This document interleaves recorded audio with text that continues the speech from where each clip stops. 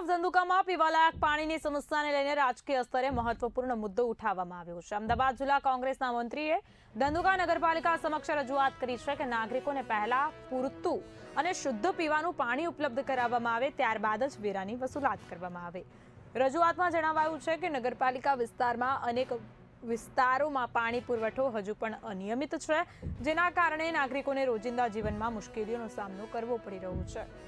આવી પરિસ્થિતિમાં નાગરિકો પર વેરાનો ભાર મૂકવો યોગ્ય નથી તેવી રજૂઆત કરવામાં આવી છે।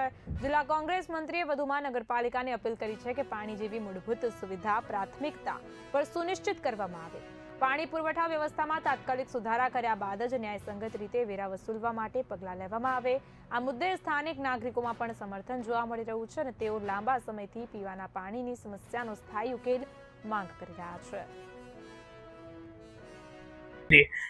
हाल धंधुका नगरपालिका द्वारा हूँ जोऊं छुं घणा टाइमथी एक रिक्शा फेरववामां आवे छे, बाइक फेरववामां आवे छे के धंधुका नगरपालिका अधिनियम मुजब जेने मिलकत वेरो बाकी होय, पाणीनो वेरो बाकी होय, सफाई वेरो बाकी होय ते भरी जो, नहींतर तमारा पाणीना कनेक्शन कापवामां आवशे अने मिलकत जप्त करवामां आवशे।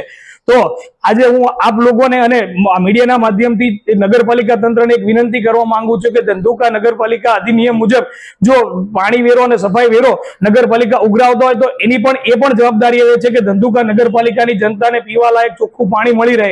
જો નગરપાલિકા તંત્ર પીવા લાયક ચોખ્ખું પાણી આપી શકતી નથી, પૂરતા પ્રમાણ પાણી આપી શકતી નથી, સમયસર પાણી આપી શકતી નથી, તો તેઓને આ પાણી વેરો ઉઘરાવવા માટે આવી માઇકની કે રિક્ષા ફેરવવાની કોઈ જરૂર નથી। પહેલા સર્વિસ પૂરી પાડી, સગવડ પૂરી પાડવી પડે અને પછી પાણી વેરો ઉઘરાવે તો એ કેટલીક વાત મહત્વની કહેવાય। આજે ધંધુકા નગરપાલિકાની શાંતિવન સોસાયટી હોય, વૈષ્ણવ સોસાયટી હોય, કૃષ્ણબાગ સોસાયટી હોય કે તુલસીબાગ સોસાયટી હોય કે નંદનગર હોય, ત્યાં લોકોને પીવા લાયક ચોખ્ખું પાણી મળતું નથી। એવી જ રીતે ગામના પણ ઘણા વિસ્તાર છે, માળીવાડો છે, દેગાવડો છે, ઘણા લોકોને પીવા લાયક ચોખ્ખું પાણી મળતું નથી, તો સમયસર પાણી મળતું નથી, પૂરતા પ્રમાણમાં પાણી મળતું નથી, પૂરા ફોર્સથી પાણી મળતું નથી। તો આ પેલા બધા જ પ્રશ્નોનું નિવારણ લાવે અને ત્યારબાદ ધંધુકા નગરપાલિકાના અધિકારીઓ દ્વારા આ પાણી વેરાની વસૂલાત કરવામાં આવે। જો તમે સમયસર પાણી પૂરું પાડી શકતા નથી તો વેરો વસૂલ કરવા માટે આવો કોઈ અધિકાર નથી। ધંધુકા નગરપાલિકાની અંદર જે સોસાયટી વિસ્તાર છે, જે હાઈટેક્સ ભરતી સોસાયટી છે, જો તે પૂરતા પ્રમાણમાં તમને ટેક્સ આપવા માટે તૈયાર છે પણ તમે એમને પાયાની સગવડતા જ નથી આપતા,